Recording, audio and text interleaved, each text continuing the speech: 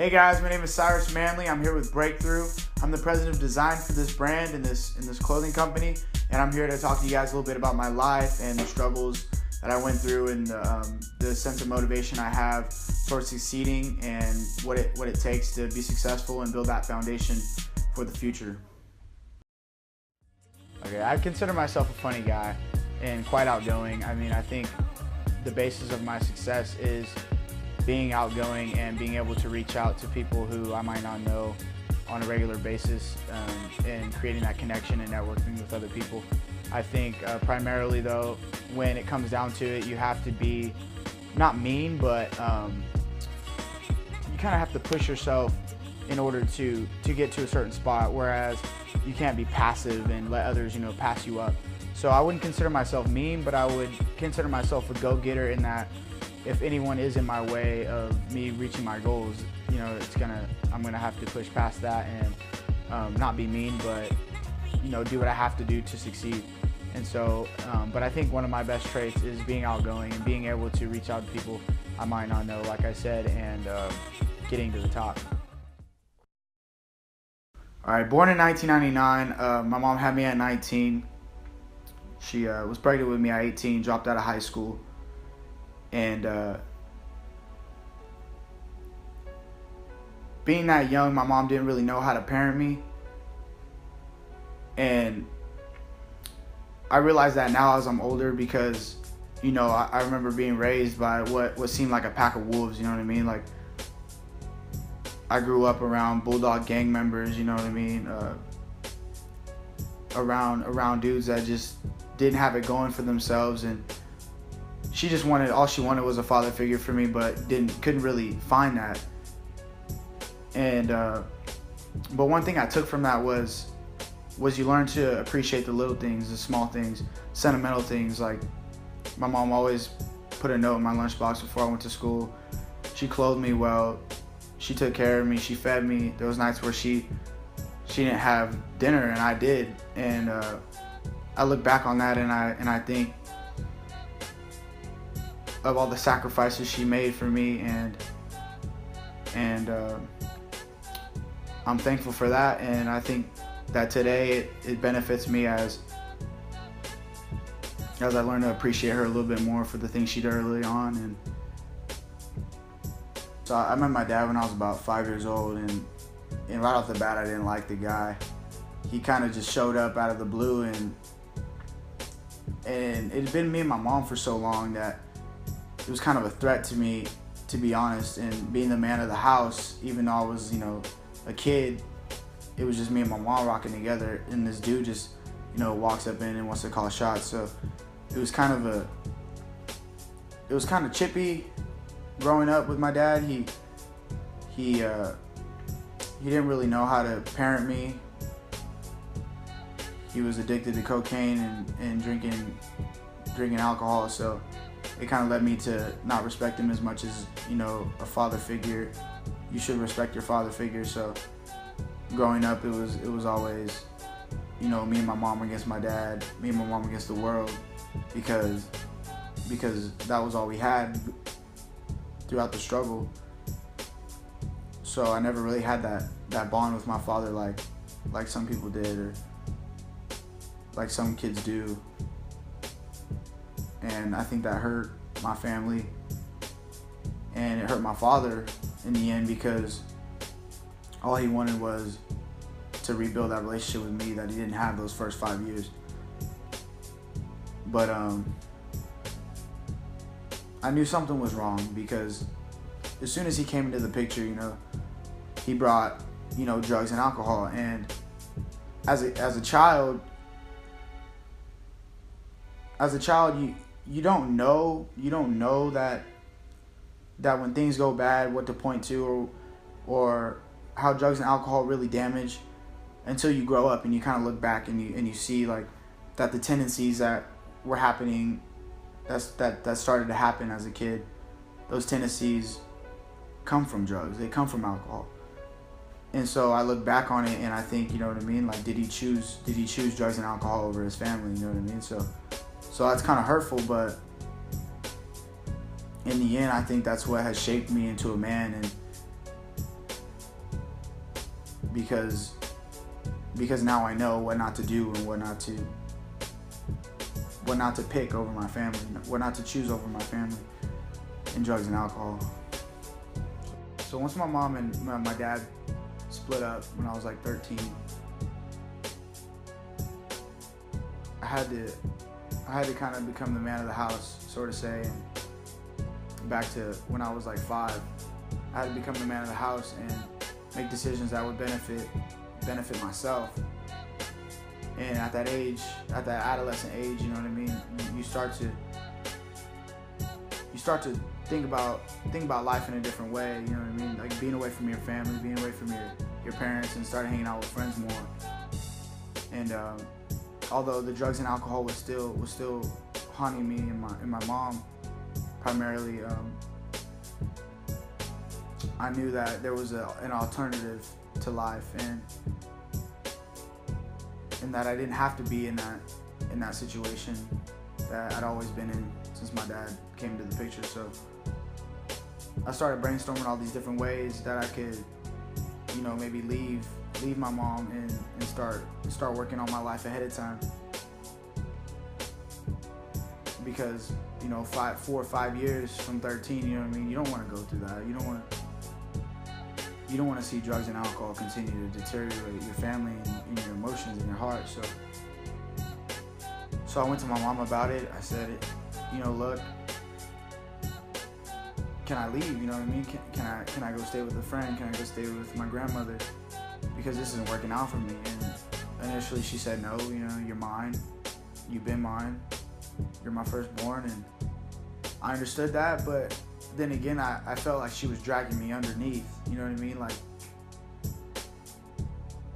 telling me that I had to go through everything she did.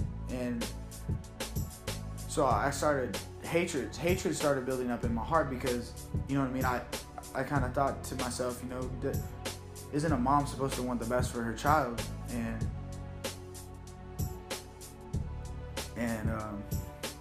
it was clear that she wanted me to suffer just as much as she was.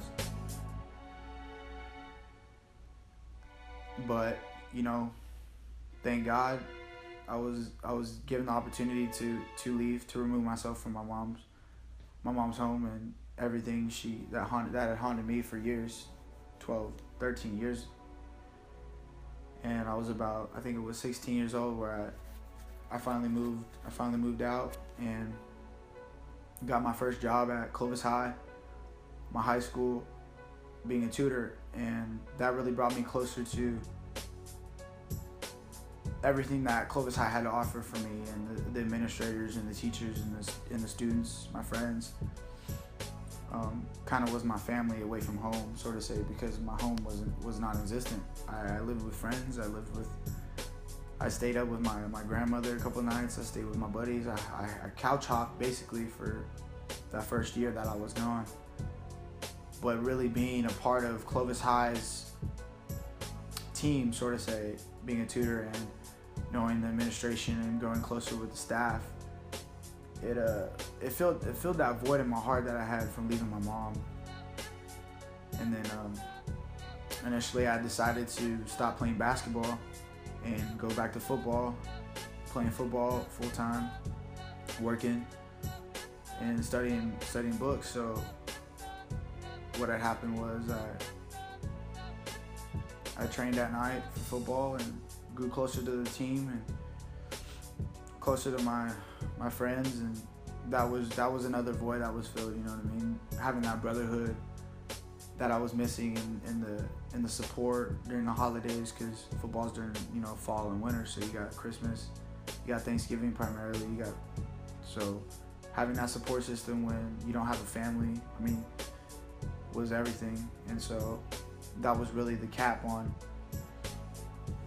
that was really what got me through that whole episode, was having, like I said, the Clovis High administration and staff, and then football. As I was away from home and away from my family, that was it. And then I remember the beginning of my senior year, I was working 3 jobs 3 jobs just to, provide for myself and make sure I had some savings for college, because I knew that's what I was here for, get a secondary education. Nobody in my family had ever graduated high school, and that was kind of like a piece of cake for me, graduating high school. But getting to the next level was something that was imperative. I had to do it, and in order to do it, I was either going to get a scholarship or pay for it myself. There was no option. So I got 3 jobs going into my senior year, working like crazy, training like crazy, making sure I had, extra money to spend on food if I was out, money to give to the families that were supporting me and helping me, and making sure I had what I needed when my mom wasn't there. For the first time ever, my mom wasn't there, and that was kind of crazy because she'd always been there. But I kind of felt like I'd grown into a man at this point, and being away from home, being out of my mom's nest. I was working, I was grinding, I was getting good grades, and that was my main focus, is getting good grades, because college pays off, and I wasn't gonna break my back to earn a buck. So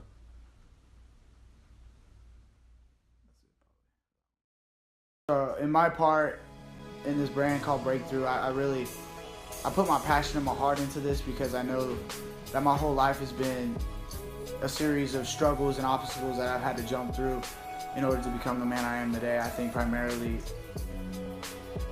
when we talk about breaking through something, we don't really think about what it takes.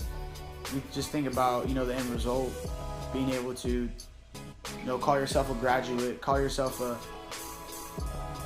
someone who's succeeded. You don't really think about the steps that it takes. It takes, mental stability. It takes drive. It takes heart. It takes passion. It takes motivation. For me, it took that click in my head that what I'd seen my whole life wasn't right. You grow up listening to the same thing, being accustomed to the same emotions.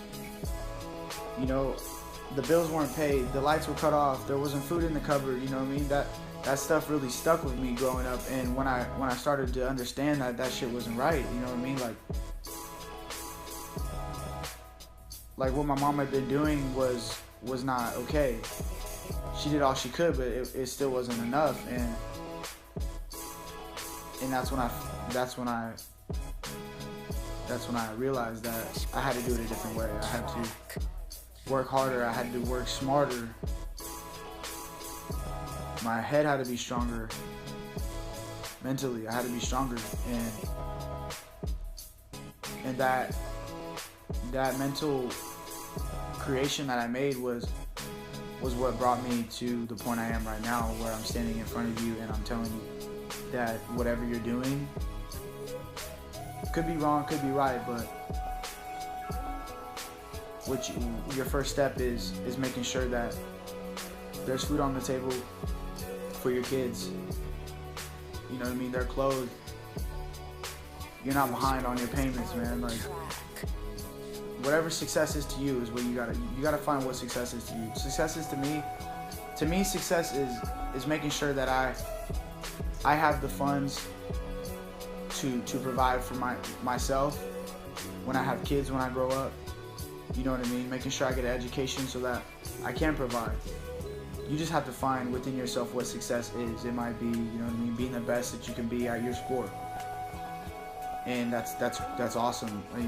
That's success to you. And what you're gonna do to get there is, training harder, training smarter so you don't hurt yourself. But just some of my struggles were all come down to money. Money is the root of all evil, they say. So what I do now is all about the money. I paper chase. They say I paper chase. Because